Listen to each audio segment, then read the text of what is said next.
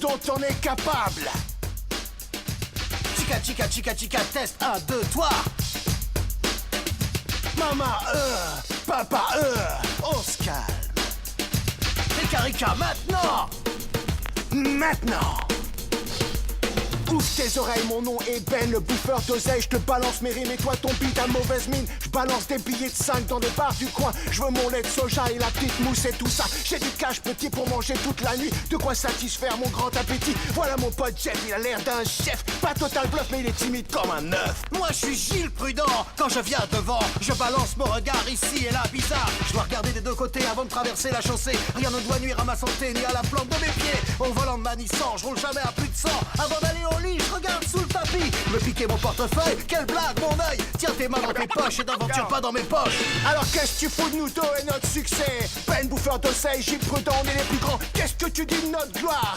Si vraiment tu veux savoir, on est des superstars. Alors qu'est-ce que tu fous de nous deux et notre succès? Ben bouffeur d'oseille et Gilles Prudent, on est les plus grands. Et qu'est-ce que tu dis de notre gloire? Si vraiment tu veux le savoir, on est des superstars. Et nos potes Jeff, son jeu est fin, sa balle file fort et toujours il garde la main. Y a aucun doute, il est le plus fort, vient sur son demi-terrain et il te jette dehors. Oh, la gloire! Yo!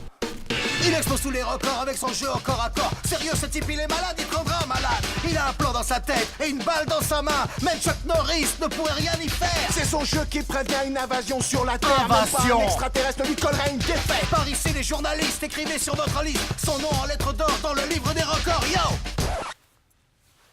Ouais, c'est pas vraiment écrit dans le livre des records, en fait. Non, c'est genre, il faut des infos là-dessus, mais il y a beaucoup à faire. Ils étaient sur une autre histoire. Il y avait beaucoup trop d'autres trucs. On peut pas prouver qu'il est le meilleur, On mais... peut pas être sûr, mais... On sait qu'il l'est. Compris? Parfait.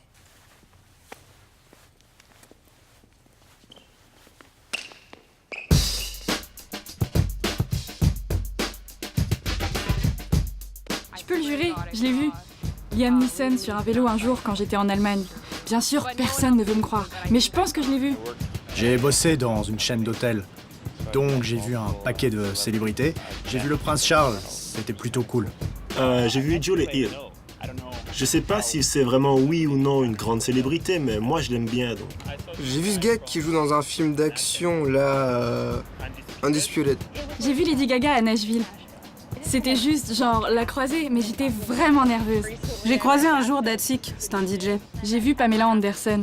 Là, j'étais serveuse et je servais la table où elle était assise. Tu vois le type dans A Knight's Tale qui se balade toujours à poil?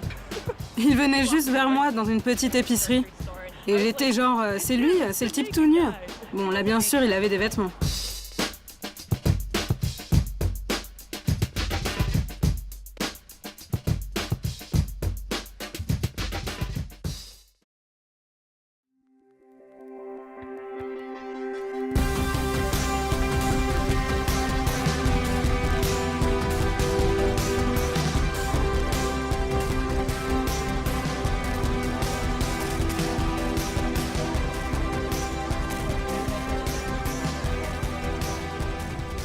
Il y a un tas de facteurs différents qui peuvent rendre quelqu'un célèbre. Combien de gens connaissent leur nom, avec qui ils sont, tout ce qu'ils font, ce genre de choses. Ouais, un moyen facile pour voir si les gens sont célèbres, c'est voir combien ils ont d'abonnés sur Twitter ou combien de vues sur YouTube.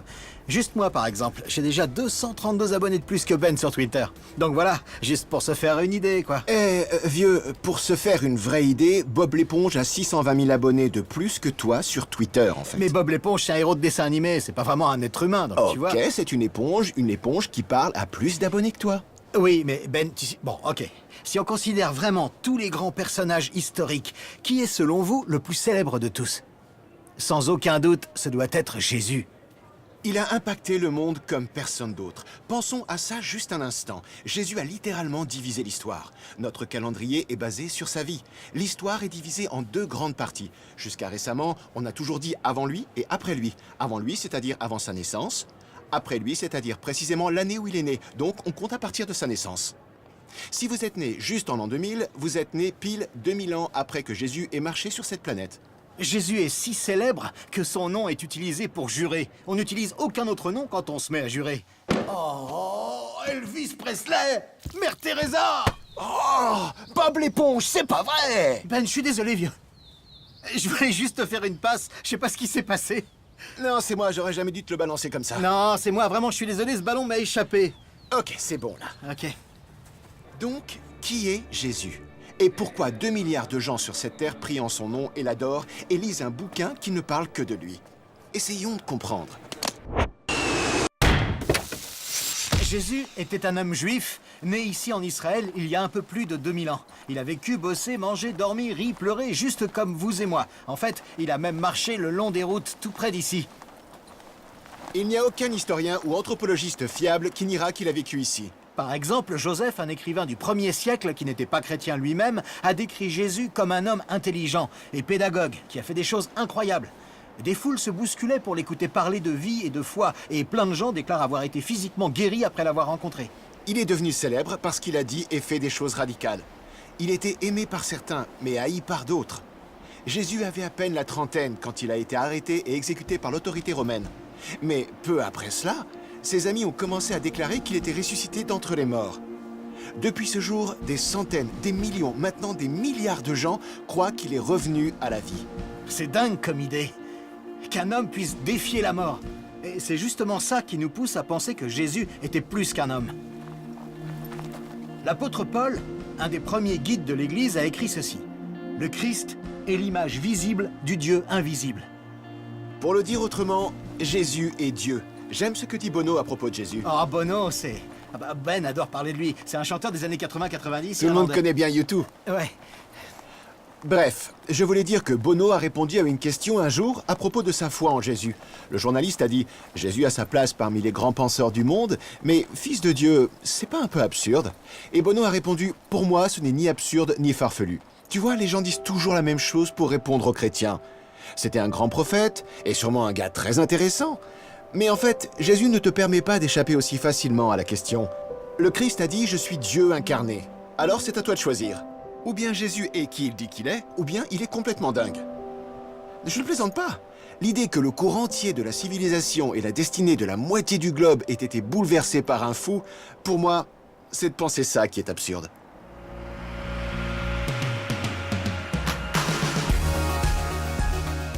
Probablement à cause de Noël.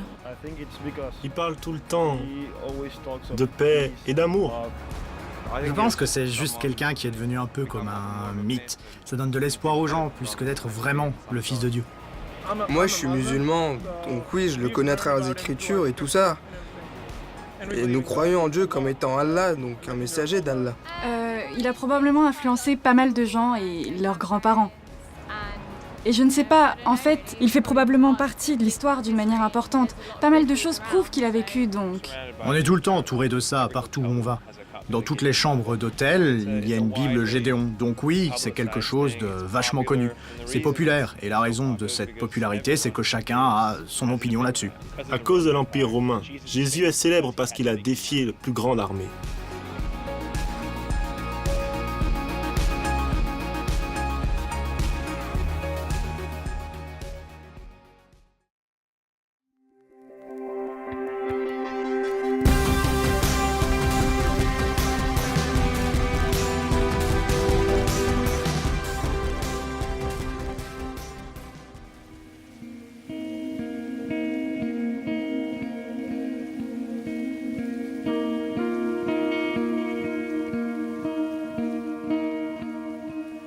Bon, tu te dis peut-être, ok, attends, je sais même pas si je crois qu'il y a un Dieu ou pas.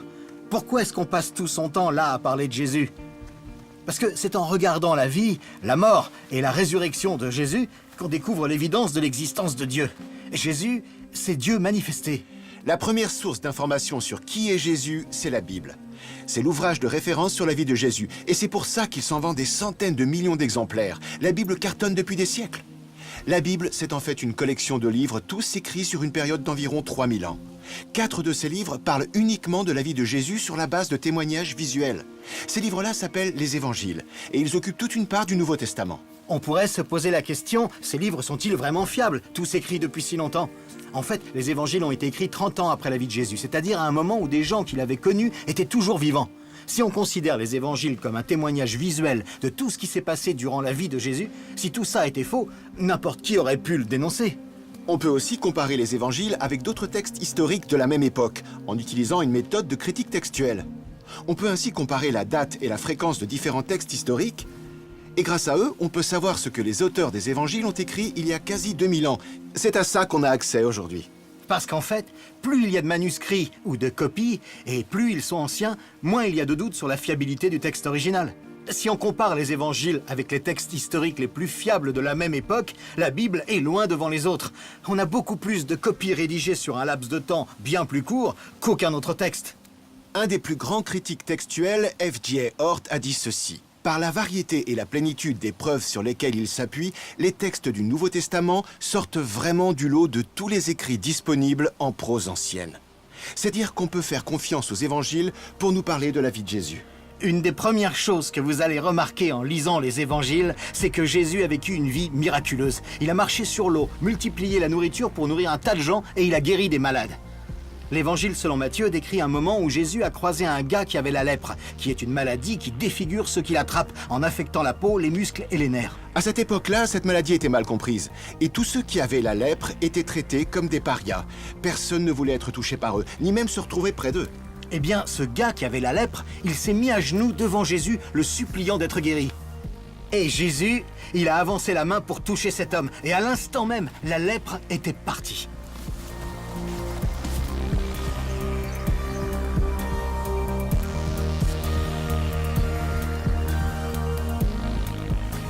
Ce qui est fou avec cette histoire, c'est pas seulement que Jésus a guéri ce gars, mais c'est qu'il ait touché quelqu'un que personne d'autre ne voulait toucher.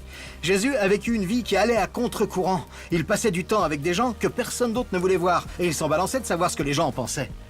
Ici, sur cette montagne, plus de 15 000 personnes se sont rassemblées pour l'écouter parler. Son message parlait de pardon et d'amour, et il a enseigné des choses qu'on vit toujours aujourd'hui. Faites aux autres ce que vous voulez qu'ils vous fassent. Tendez l'autre joue et pardonnez ceux qui vous maltraitent.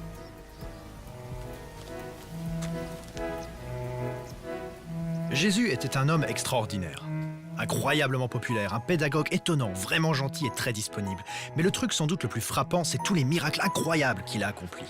Un jour, alors qu'il enseignait en ville, dans une maison blindée de gens, tout le monde était scotché et captivé, jusqu'à ce qu'il soit tout à coup distrait par ce qu'il pensait être de la neige qui leur tombait sur la tête à l'intérieur, jusqu'à ce qu'il réalise que c'était en fait des gravats qui tombaient du toit. Il y avait un trou dans le plafond, et ce trou grandissait, même le soleil passait au travers. Et là, tout à coup, 4 visages souriants qui se détachaient sur le ciel bleu. Le propriétaire de la maison devenait de plus en plus rouge, mais soudain, il s'est calmé quand il a vu que Jésus, en fait, souriait, comme s'il savait ce qui se passait. Les gens n'en croyaient pas leurs yeux, mais un type sur un lit descendit par le toit, puis se posa sur le sol aux pieds de Jésus. Grand silence tout à coup, tout le monde attendait ce que Jésus allait dire. Quand Jésus vit la foi des 4 amis, il dit à l'homme paralysé, « Voilà, tes péchés sont pardonnés. » Les religieux qui étaient là étaient choqués de voir Jésus offrir le pardon. Dieu seul peut faire ces choses-là, mais Jésus répondit à leurs critiques avec calme et autorité en disant « C'est quoi le plus facile? Dire à cet homme paralysé « Tes péchés sont pardonnés » ou alors dire « Lève-toi, prends ton lit et marche. Sachez que moi, j'ai l'autorité de pardonner les péchés. » Et c'est ce qu'il dit à l'homme « Lève-toi, prends ton lit et rentre chez toi. » Devinez ce qui s'est passé après. L'homme fit exactement ce que Jésus lui disait. Il se leva, il prit son matelas et sortit de la maison en traversant la foule qui attendait là dehors, complètement hallucinée. Certaines des choses les plus radicales que Jésus a dites, c'était les choses qu'il disait de lui-même. « Je suis la lumière du monde. Je suis le pain de vie. Je suis la résurrection et la vie. » Certains leaders spirituels disent « Voici comment vous devriez vivre. » Jésus dit « Je suis le chemin. » Certaines personnes cherchent à démêler les complexités de la vie. Jésus dit « Je suis la vie. » Jésus disait à ses amis, « Si vous me voyez moi, vous voyez le Père. » Et un peu plus loin, il leur dit, « Moi et le Père sommes un. » Il a beaucoup insisté là-dessus, qu'il était lui l'image visible de Dieu le Père. Imaginez qu'un tas de détails de votre vie soient déjà écrits dans un livre avant même que vous soyez là. Où et quand vous êtes né, les choses que vous faites, de quelle famille vous ferez partie et comment vous allez mourir. Ça, c'est la vie de Jésus. Avant que Jésus naisse à Bethléem, il y avait déjà toute une collection de livres écrits sur lui. Et sur les 33 ans de sa vie, il a accompli plus de 300 prophéties, dont 29 le jour même de sa mort. Alors juste quelques exemples. Jésus venait de la tribu juive de Juda, de la famille du roi David. appelé à la fois Dieu et homme. Né à Bethléem, il a visité le temple de Jérusalem avant sa destruction en l'an 70. Trahi par un ami pour exactement 30 pièces d'argent. Exécuté parmi des criminels. Il est mort crucifié. On l'a mis dans le caveau d'un homme riche et il s'est relevé d'entre les morts.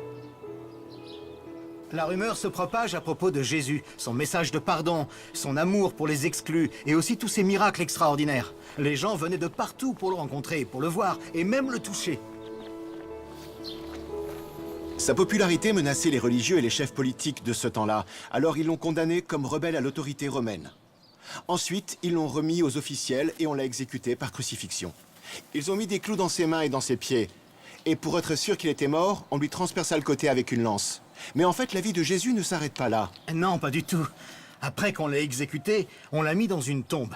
Mais 3 jours après, on a découvert que la pierre qui fermait l'entrée de la tombe avait été déplacée et la tombe était vide. Et ce jour-là, Jésus est apparu une première fois à ses amis. Les historiens et les biographes ont découvert que pendant les 40 jours qui ont suivi sa résurrection, il leur est apparu plusieurs fois, jusqu'à ce qu'il monte au ciel sous les yeux d'au moins 500 personnes. Bon, bien sûr, ça pose question, cette résurrection. Comment un homme peut se relever de la mort? C'est probablement des voleurs qui ont piqué son corps, ou alors c'était ses disciples. Peut-être que ceux qui ont vu Jésus avaient juste des hallucinations. Aucune de ces hypothèses n'a jamais été prouvée. On n'a jamais retrouvé son corps. Ses amis étaient tellement convaincus de ce qu'ils avaient vu que plusieurs d'entre eux ont été torturés et même tués pour leur foi en Jésus. Il n'y avait pas de doute pour eux. Jésus s'était bien relevé de la mort, parce qu'il était le Fils de Dieu. L'auteur des Chroniques de Narnia, C.S. Lewis, dit ceci. Nous sommes face à une alternative effrayante. Soit l'homme dont nous parlons était et est exactement ce qu'il a dit, ou alors il était dingue, ou pire encore. Moi, il me semble évident que ce n'était ni un fou, ni un démon. Donc par conséquent, si étrange ou terrifiant, ou improbable que ça puisse paraître, je dois accepter l'idée qu'il était et est Dieu.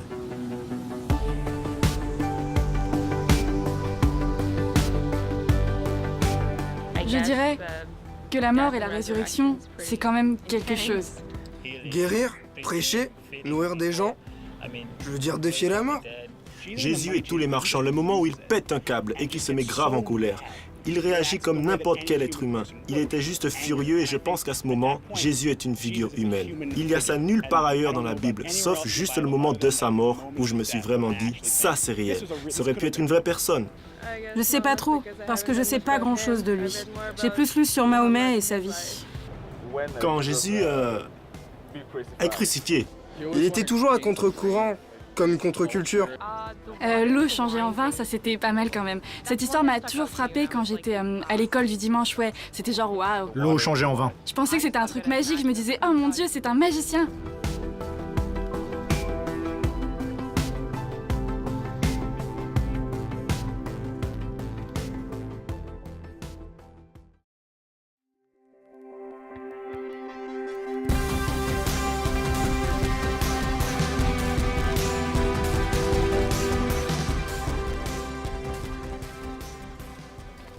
Thomas était un ami proche de Jésus, mais il ne croyait pas que Jésus était revenu à la vie.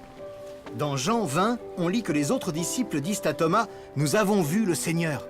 Mais Thomas n'était pas convaincu. Voilà ce qu'il a dit. « Tant que je n'aurais pas vu les marques sur ses mains et que je n'aurais pas mis mes doigts dans les trous des clous et ma main dans son côté, je n'y croirais pas. » Il y a des gens qui jugent Thomas pour ses doutes.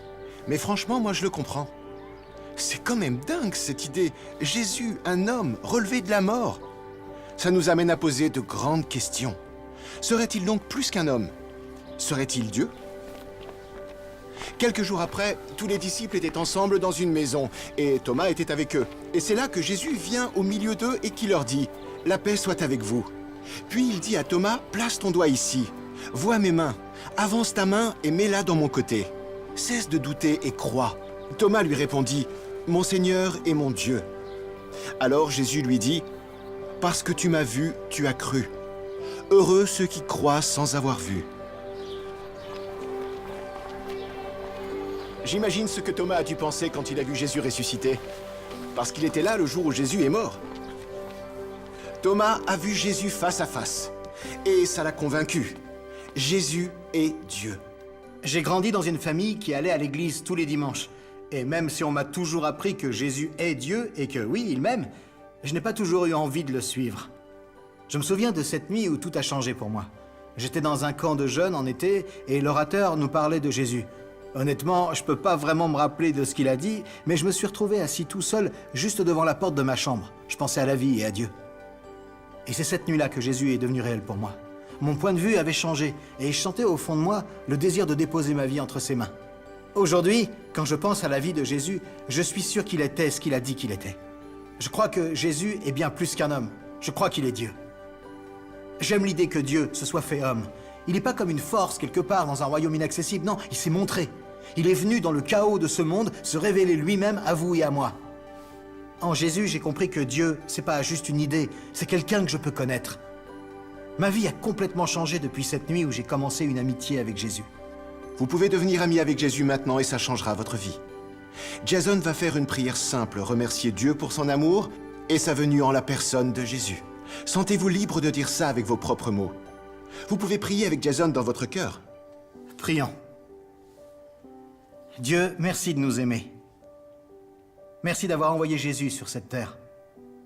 Nous croyons que Jésus est Dieu. Nous voulons avoir une relation avec toi et suivre tes plans pour nos vies. Je crois que je ne serai plus jamais le même. Je prie toutes ces choses dans le nom de Jésus. Amen.